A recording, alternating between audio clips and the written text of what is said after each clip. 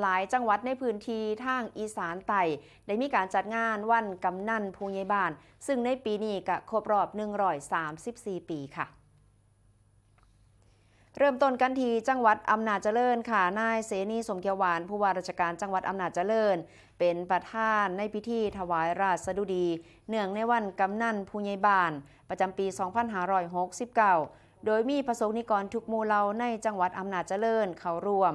ทั้งนี้ผู้ว่าราชการจังหวัดอำนาจเจริญก็ได้กล่าวถวายราชสดุดีน้อมรำลึกพระมหากรุณาธิคุณรัชกาลที่ 5ผู้ทรงพระราชทานกำเนิดสถาบันกำนันผู้ใหญ่บ้านเมื่อวันที่ 10 สิงหาคม พุทธศักราช 2435 พร้อมกับอ่านสารของนายอนุทิน ชาญวีรกูล นายกรัฐมนตรี เนื่องในโอกาสครบรอบ 134 ปี พร้อมกับเน้นย้ำว่ากำนันผู้ใหญ่บ้านถือเป็นโซ่คอกลางสำคัญในการบำบัดทุกข์บำรุงสุขและก็แก้ไขปัญหาให้กับพี่น้องประชาชนในพื้นที่พร้อมกับขอให้ยึดมั่นเรื่องของคุณธรรมจริยธรรมและก็หลักธรรมาภิบาลในการปฏิบัติหน้าที่ต่อไปค่ะ